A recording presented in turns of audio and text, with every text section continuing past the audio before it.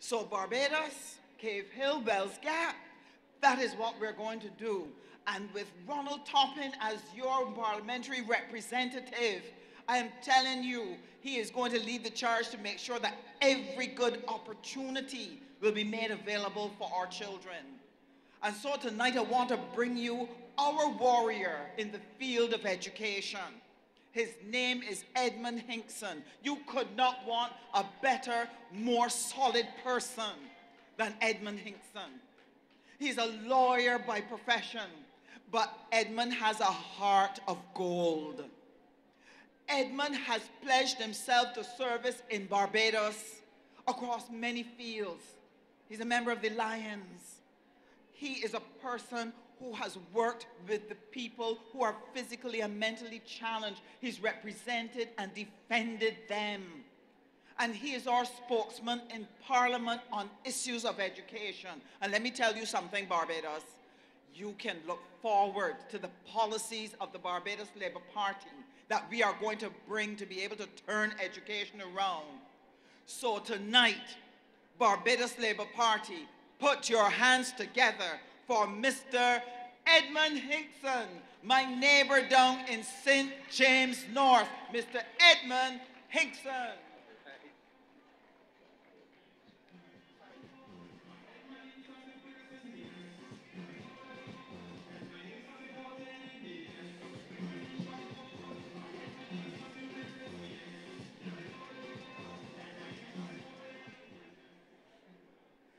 Good night,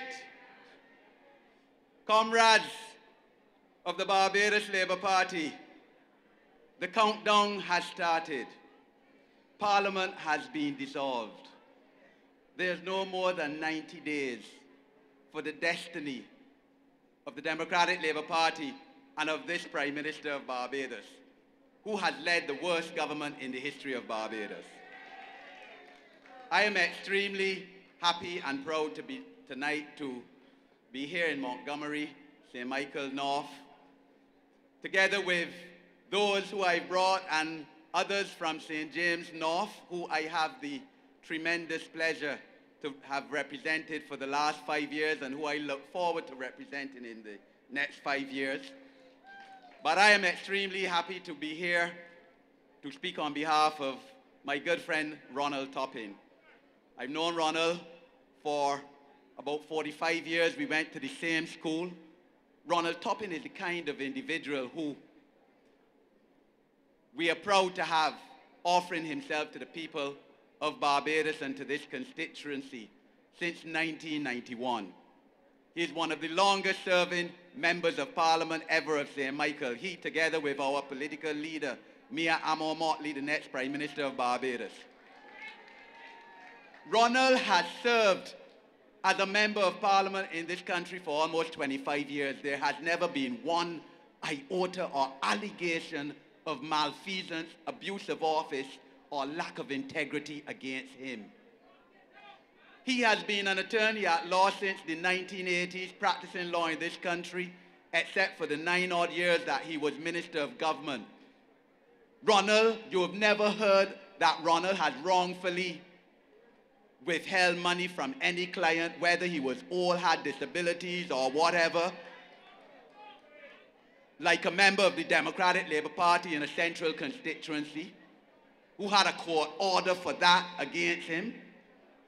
You have never heard that Ronald drove any vehicle given to him by any person who he gave a contractor in his ministry, like what at least 2 government ministers have done in breach of the Prevention of Corruption Act that the Democratic Labour Party has refused to bring into force as law after passing it through Parliament. You've never heard that Ronald carted away any money in any overseas bank account as a minister. You never heard about him accepting a bribe. You never heard about any judgment for owing money being registered in the courts of Barbados against him as a DLP member of Parliament in a central constituency in St. Michael got done on the 10th of January 2013 when he happened to be a minister of the government. Ronald is a man of the highest integrity, and you in St. Michael North, I have no doubt, will continue to have him serve as your member of parliament after the next elections. We in the Barbados Labour Party, in fact, we pledge as one of the first orders of business to bring into legislation, finally, integrity legislation. As you know, we have a draft of it on our social media for your comments, because we know that the people of Barbados would love to see some politician lock up for malfeasance. This kind of foolishness of carting away your taxpayers' money can't continue. This country that we love so much and that we are so proud of, but we are ashamed of the government, is in social economic crisis after 10 years of Democratic Labour Party governance. Our foreign reserves are only at about $340 million, 6 weeks of foreign reserves. The Democratic Labour Party has brought our sacred dollar at 2 to 1 under serious threat of devaluation. The country is one of the 8 highest indebted countries in the whole world, with debt to GDP ratio at 146% odd. This is unsustainable. Our candidate, Ryan Strong, the next member of parliament for Christchurch West Central, has brought statistics to show that the average Barbadian is $60,000 worse off now than he was 11 years ago when we were in office. This is the position of Barbados after exactly 3,700 days of Democratic Labour Party rule. Our economy is smaller now than it was in 2007. This Democratic Labour Party, under the member for the next constituency, the Minister of Finance, who Lee Rowe will deal with, and who under the Prime Minister has now brought about to try to fool you, the people of Barbados, its 7th attempt at an economic rescue of this country. All the previous 6 have failed. There's no reason whatsoever to believe that this 7th will succeed. It has no implementation plan, as both the trade unions and the private sector have pointed out. It has no priorities plan. It is just an election gimmick that should be dismissed for the worthless paper it is on. There's no reason to believe that this, the worst government in the history of Barbados, will succeed in any rescue plan of Barbados. The Caribbean Development Bank has said that Barbados has the worst performing economy out of all 19 of its borrowing member states. The LP is incapable of giving you hope or leading you to a better life, you or your family. There's no vulnerable mother, no unemployed person, no bright youngster who has been able to attend the University of the West Indies because of the imposition of tuition fees. There's no person with disabilities. There's no elderly person who has any hope in that economic recovery plan that the Democratic Labour Party brought to Parliament last month. This country is in a crisis of confidence simply because of the lack of political leadership of the Democratic Labour Party. We have seen over the last 10 years an administration that has been incompetent, that has been corrupt, and that has been callous. They don't care a thing about you, your grandmother, your child, or your great aunt. And they need to be voted out of office whenever this election is called. And the Barbados Labour Party needs to be given an overwhelming mandate to lead this country's recovery over the next 5 years. The education system of Barbados is symptomatic over the last 10 years of the economic and social decay which transcends the landscape of this country. The Minister of Education, this minister has been by far the longest serving Minister of Education ever in this country. He has been Minister of Education throughout the whole 121 months that the Democratic Labour Party has taken so far. His legacy as the worst Minister of Education ever in the history of this country will be the one who oversaw the imposition of tuition fees on poor working class Barbadian students. That ought to have been a criminal offense for which all the Democratic Labour Party members of Parliament who voted in favor of that in the budget in 2014 ought to be imprisoned. That is the truth of the matter, because you prevented poor people from going to the highest level in terms of their educational potential. When 13 of the 16 of those Democratic Labour Party parliamentarians would not be where they are today in terms of parliamentarians and in terms of the careers which led to their parliamentary life, but for you, the taxpayers of this country, paying for their university education. Because none of them earned it as of right. None of them were that bright that they won any Barbados scholarship or any Barbados exhibition or anything like that. All of them, you, the taxpayers, paid for their education. You and your parents and your grandparents. And then they had the audacity to impose fees now on your children and grandchildren to go there. And as a result, the University of the West Indies student population among Barbadians fell by 40%, over 40% in 3 years since they imposed fees in 2014. They didn't even allow those who were in time to get out to finish the degree. So therefore, students had to drop out of university. In St. James North, we said this is not fair. And we found the money for them to stay in. Most of those, in fact, all of those who were in university, we said, look, you got to stay in the extra year and try and finish if you really want to. And those that wanted to, we helped. Some still dropped out, said that they couldn't afford it. The other legacy of this Minister of Finance has been the absolute increase in school violence, one of the primary social problems in Barbados. Child-on-child violence, child-on-teacher violence. Every week, sometimes 3 times a week, something happening somewhere around the schools of Barbados.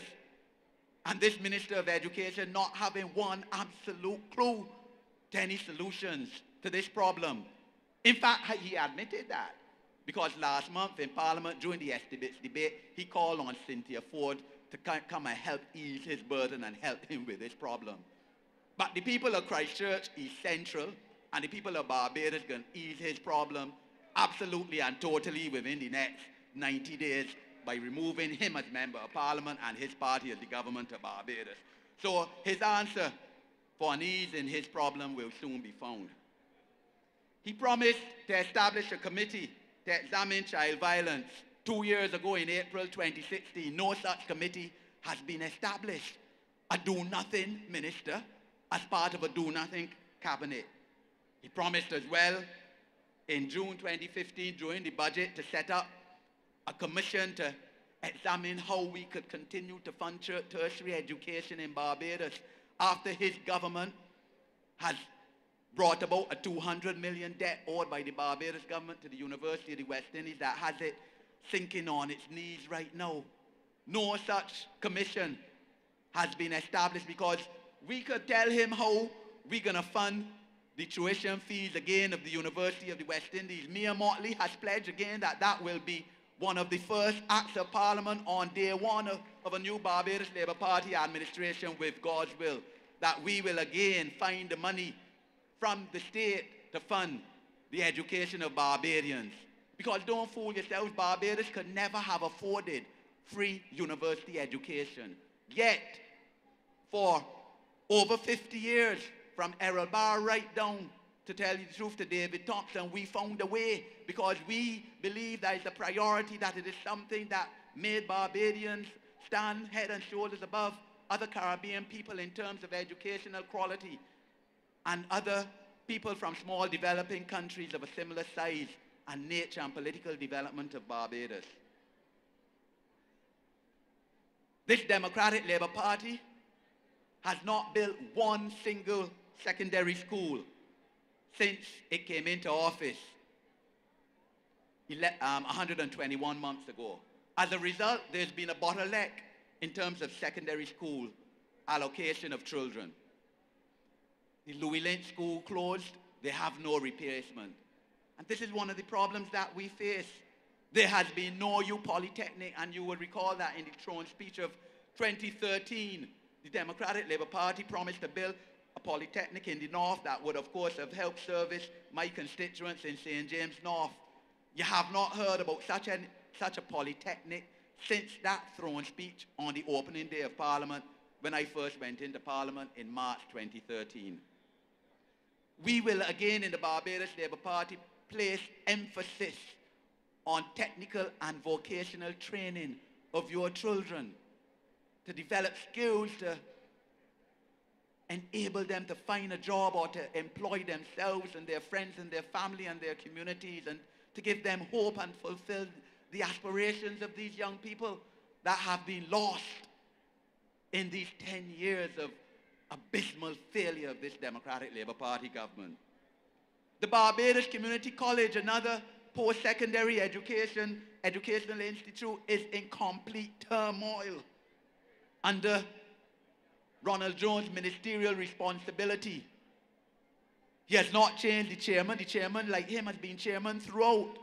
The two of them together, total disgraces in terms of what they have combined done to the BCC in terms of its decline in educational quality and the morale of the staff and of the students. We've seen the closure of the Alma Parish School for special needs children and children with learning challenges, which filled the gap in the educational system of Barbados. A school opened up under the educational ministerial mandate of Mia Motley and Cynthia Ford as her parliamentary secretary, closed without any explanation, reasonable explanation, and without the teachers being duly informed.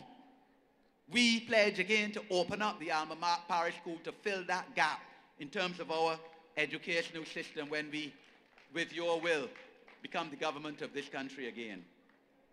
This country, because of all of this, because of this mismanagement and do-nothingness and reactionary position of the education minister, has declined 16 spots in 3 years between 2013 and 2014. And 2016, it has declined from number 6 in the world in terms of quality of education, now to number 22, declined 16 places in 3 years, according to the 2016 World Economic Forum Global Competitiveness Report. Our educational system is no longer the pride and joy of the Caribbean. It is no longer the first among equals in the Caribbean. But this is so throughout all aspects of our economy, whether it's health, whether it's storage, whether it's collection of garbage, social services, whether it's distribution of welfare to the most needy in the country. This is what we have come to under 3,700 days of Democratic Labour Party mismanagement and callousness, incompetence and corruption. The Minister of Education, he declared war on the teachers and their unions, refusing on many occasions continuously to meet with the unions. If he isn't cussing the unions, he calling the children demons. But then what do you expect from a person who in Parliament spoke about the concept of cutting off heads and slicing off throats? What else do you expect? He clearly does not care about special needs children.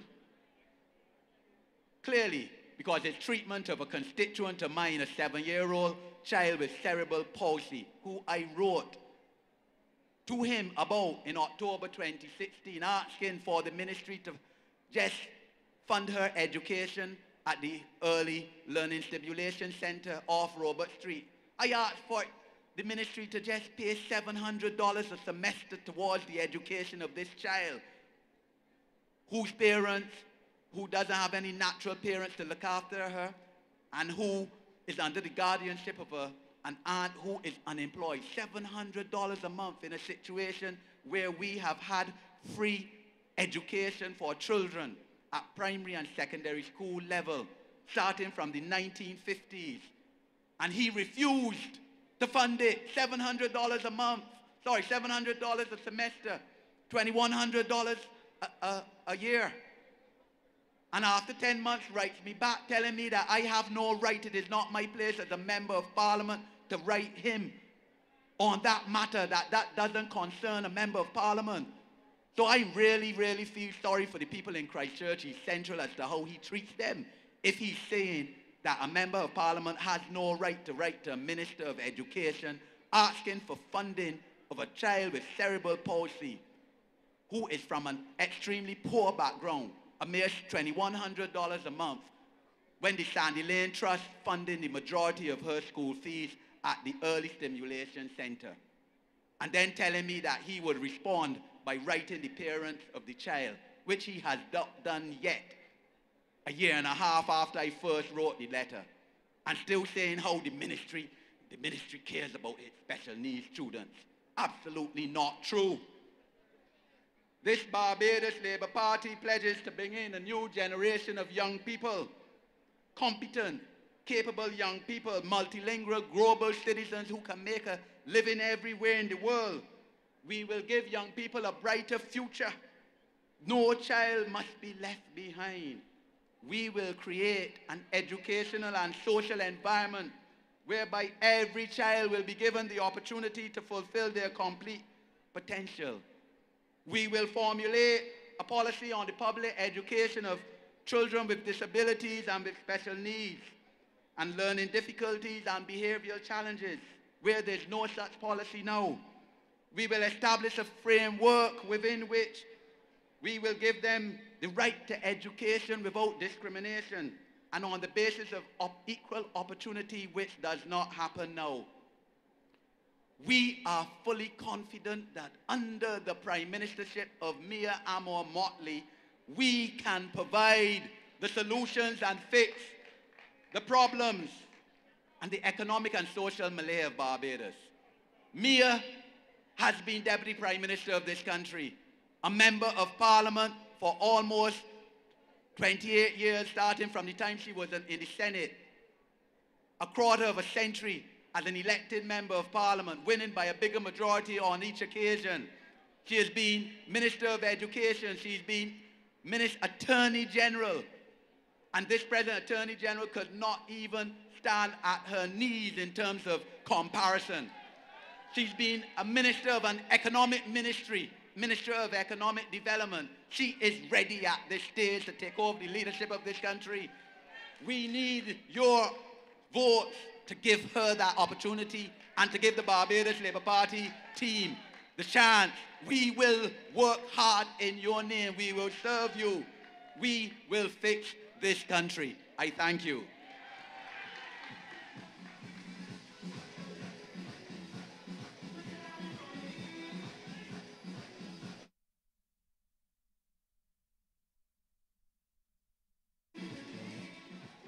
Let us hear it for Comrade Edmund Hinkson.